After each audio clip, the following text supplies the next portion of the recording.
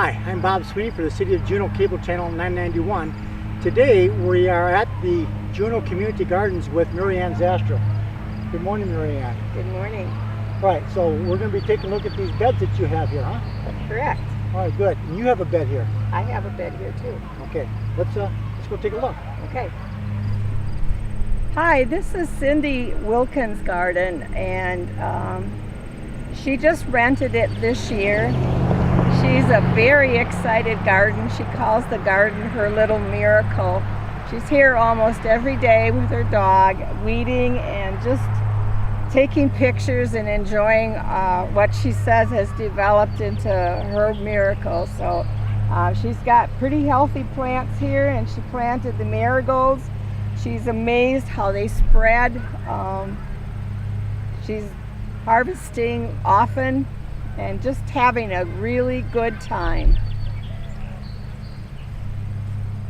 Now, what's the idea behind planting marigolds? I've heard that marigolds should be planted in your garden, but what's the purpose for them? It's supposed to inhibit bugs. And I see we've got Japanese beetles on them. Yeah, yeah. I guess they aren't inhibited by anything. No, they aren't. Oh, those darn things. Yeah. Right, so we have some peppers here. Yeah.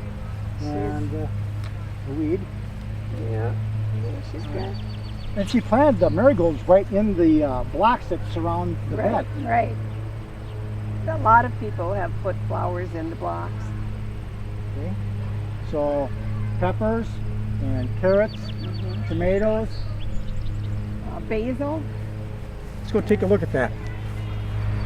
Cindy has some basil here, and that's a good herb to plant for kind of Italian foods. It goes well with tomatoes and peppers, and she has a lot of tomatoes and peppers in her garden, so it's a nice asset to an Italian or tomato dish. Let's take a look at these tomatoes here. I see they've been trimmed. Do you know why they've been pruned? Maybe they were too high, because it looks like she trimmed out the high part. After a while, I would trim out the branches so the sun could get into tomatoes. Okay. She's got a much larger one here right behind you there, tomato plant. Right, and there's some nice big ones in here. You wouldn't happen to know the variety? I do not know the variety. Yeah. But they're almost as tall as me. Okay, and then we have some more peppers, you say? Yeah, there's some pretty big peppers on there. These are bell peppers, aren't they? They look like bell peppers, yes. And whose garden is this again? This is Cindy Wilkins' garden. There are some Wilkins here in Juneau. I really don't know if they're related or not. But this is my garden, so my husband and I take care of this garden. It's kind of a jungle this year from all the rain. We didn't carry water to it too often, but the exciting part is that I planted some ground cherries here on the end of the plot, and they didn't come up very well. We kept watering and watering, and now they are just going crazy. And I think it's kind of early for ground cherries as I remember in my youth, but there is a little pod protecting the cherry, and all you do is, don't even need to wash ground cherries, peel it back, and you got a cute little yellow goldish cherry to eat, and it's a little bit tangy, really good, and they make wonderful pies. And then you have one plant? No, I have quite a few plants. Okay. And they're just all mixed together. That really shades the ground well to keep it from drying out. Right. So you have a cucumber growing up amongst them. There is a cucumber growing up amongst them. And it's an unusual cucumber. These are called lemon cucumbers, and they have kind of a lemon flavor. They're yellow, they're round instead of longer, and each segment is divided into 4 or 5 parts, and they have tiny little seeds and really good. They're one of the heirloom plants. Yeah, I haven't seen those before. Yeah, And that's about the size you want them to be when you pick them? right. And then I am allergic to tomatoes, and so I planted a tomatillo in here. And that is in the same family as the ground cherry. It has a little pod around the green tomato, and there are blossoms all over, but no big tomatoes yet. So, and that's a jungle in there too. Okay. I have something called long beans, and I have this planted here and also at St. John's preschool garden, and I just harvested them yesterday, but they can get to be 2 feet long. This one isn't there, but they're just amazing, and the children love to eat them because it kind of reminds them of licorice. You can keep chewing and chewing and chewing. And I've taken them to for their snack, and they really are having fun eating those, or at least they did last fall, and they will again. And I think they're going to love the ground cherries too. What's the variety of bean? It's called long bean.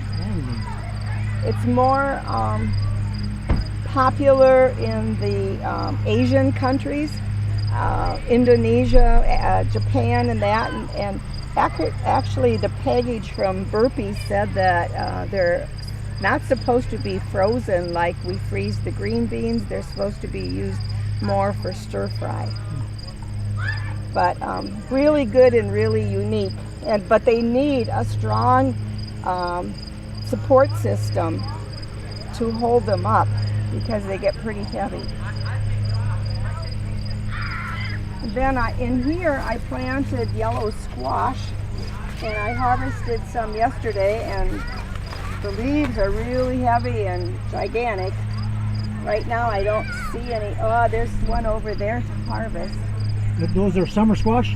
These are summer squash. They don't have the smooth yellow skin, though. They have a bumpy yellow skin.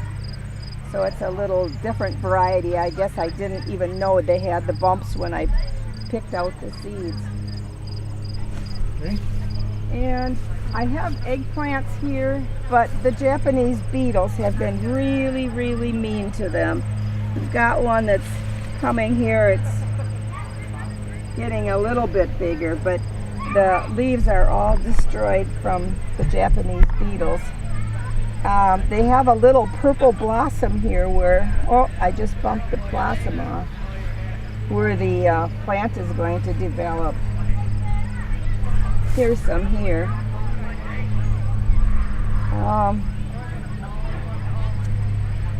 And these are something unique too. They're watermelon radishes.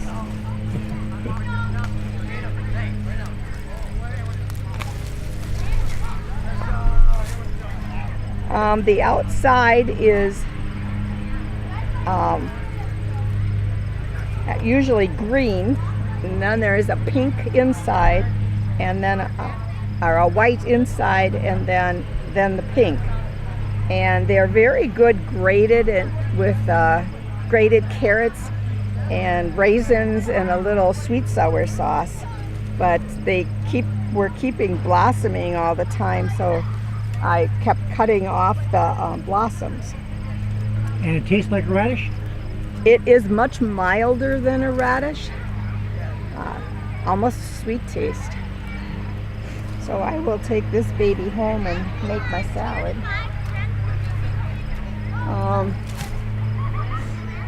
I have some herbs in here. There's a big parsley plant and dill, and I got that from a health fair at St. John's. The nurses put on a health fair, and they had little tiny herbs to give away that Sunday, and they all grew and did well. Over there you notice I have milkweed in my garden, and I have not seen a monarch butterfly yet this summer, and I'm very concerned about them.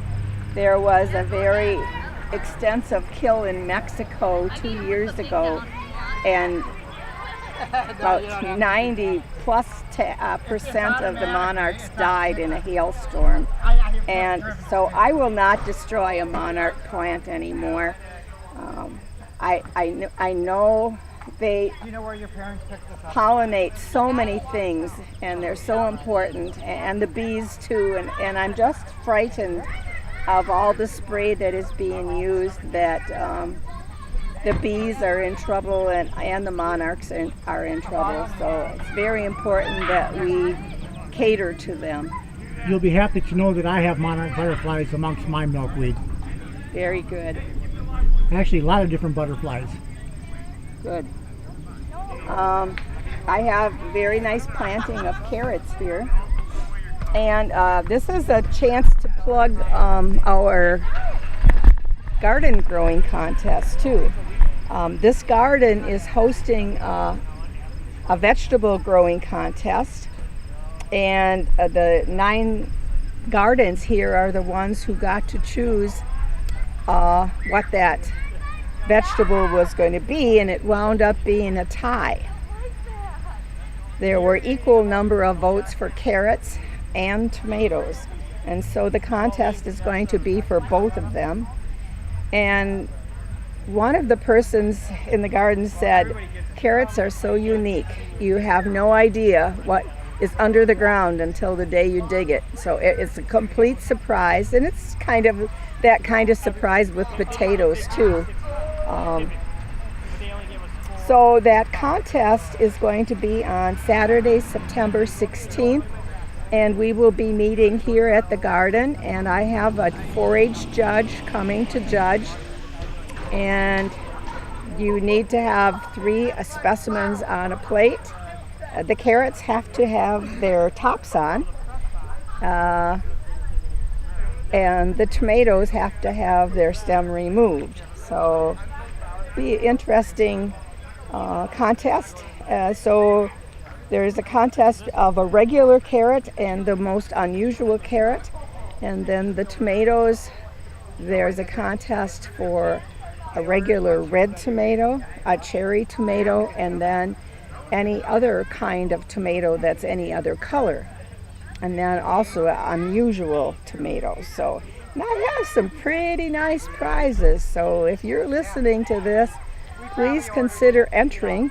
The entry blanks are at the library, and we will allow you up to September 13th to enter the contest. We have to have a few days to make some ribbons, so don't wait too long. Get your entry blank in so we know how many are going to be in our contest. Now, who is this open to, this contest? This is open to anyone who grows the vegetables on Juneau soil.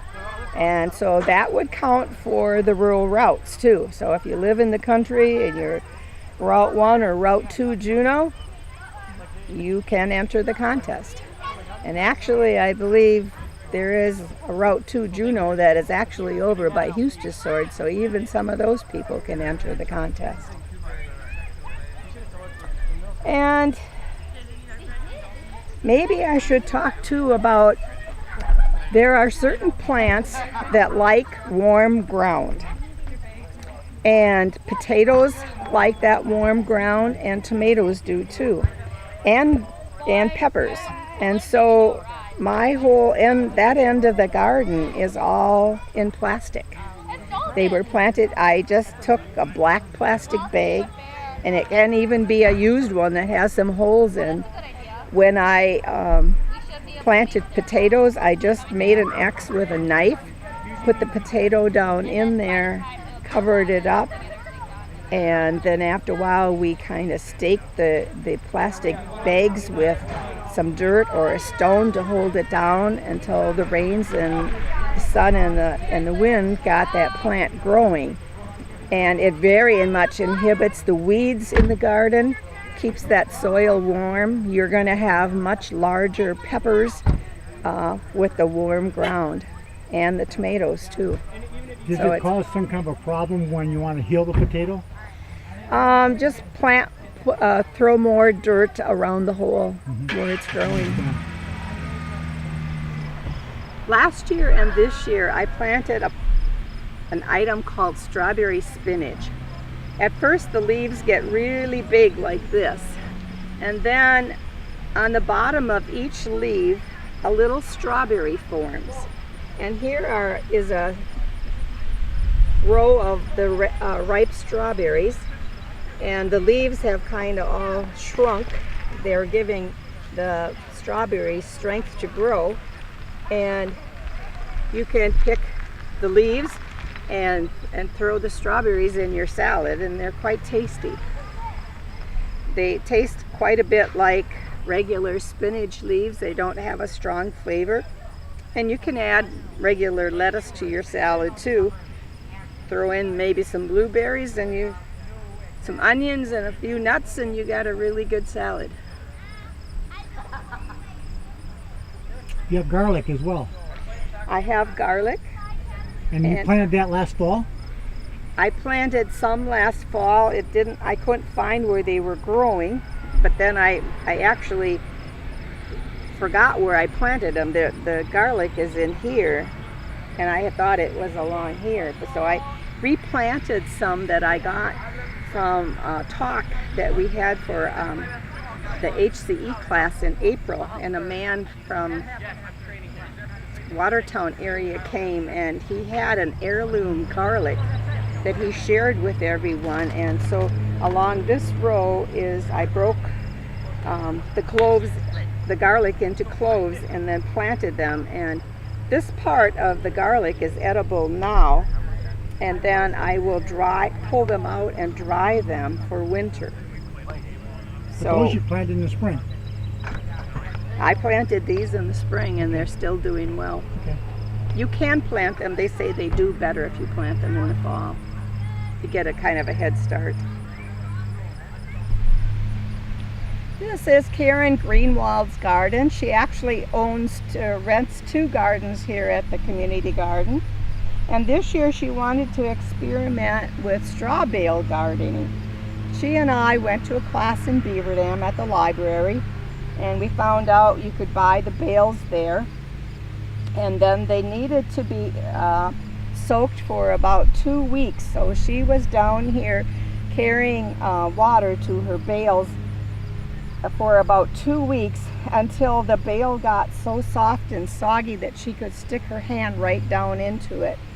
And when that happened, then she could put the potato wedge with a few eyes down into that hole, and she did pretty well. I believe, if I counted right, there was 5 plants. 2, 3, 4. I think there's 5 plants. So it'll be exciting to see how many potatoes she gets out of that this fall. And she has 2 bales there? Yes, I believe there's 2. Did she plant some peppers in there as well, or are they in the ground? The peppers are in the ground in front of this. There's 3 banana peppers, and she's got a lot of spicy peppers here to eat. And then she's got onions on each side of the bale. She has marigolds too, to try to scare off the mosquitoes and the bugs. And she has some zucchini in the middle here, and a lot of tomatoes, and then the end is all green beans. This is the end of Karen's garden. There's a few peppers here, and my eggplant, and here's the beautiful blossom for the eggplant that I was talking about. And then the purple eggplant will develop from that blossom. These are Karen's miniature tomatoes. Isn't it cute how they're all lined up, all in a row, with the ripe ones on the top and the small ones growing on the bottom. Would you happen to know the variety? I do not. It looks like some type of cherry tomato.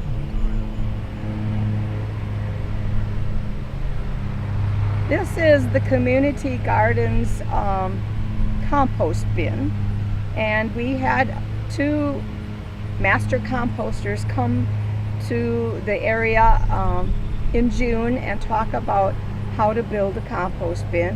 We actually had the bin already built. Some members of the garden came, helped build it, and it actually is one snow fence, plastic snow fence that is doubled up, folded in half, and there are 7 snow fence posts here. We wired them to the post and made a gate in the front so that we can open it. And the idea is when you are preparing vegetables at home, you can save your potato peelings and your apple peelings and the husk from your sweet corn, all different things like that. Instead of putting it in your garbage disposal or throwing it in your garbage can, our idea is for you to save it in perhaps an ice cream bucket under your sink, and then once a week come and dump it out in our compost bin. We have members of the garden here who turn the compost every 2 weeks, and it will continue to decompose until at the end it will look just like soil and smell just like soil. And every time we add something green, we try to add something dry to help it decompose faster. So we had a bag of dry leaves in here. You can add dry lawn clippings. We suggest it is ones that are not sprayed. We do not want bones or fat or any prepared food in here. That will attract varmints, and we do not want them in the compost bin. It was built right on the grass. The worms will come up and help chew those items up and help them decompose too. So it's all part of nature, and it returns wasted food or food that has spoiled on you, it returns it to nature. So it's all a good thing.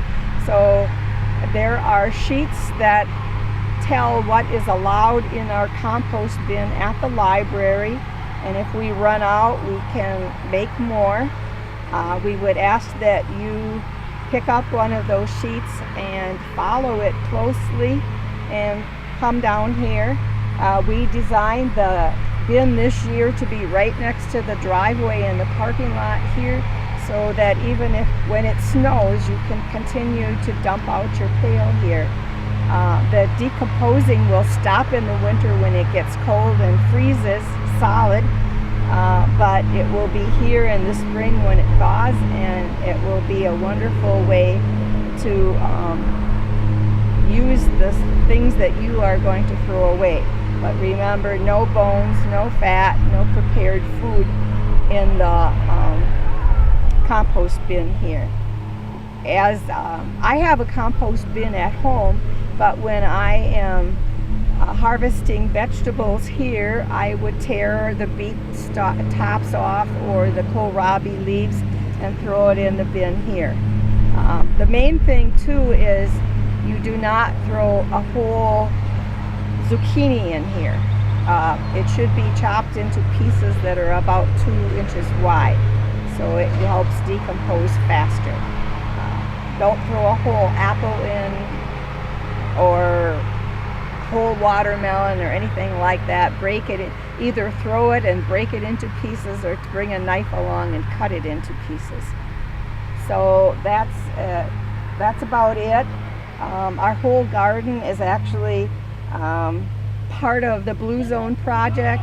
We are growing healthy food here. This is an organic garden, and we're promoting good living, healthy living by our gardens here.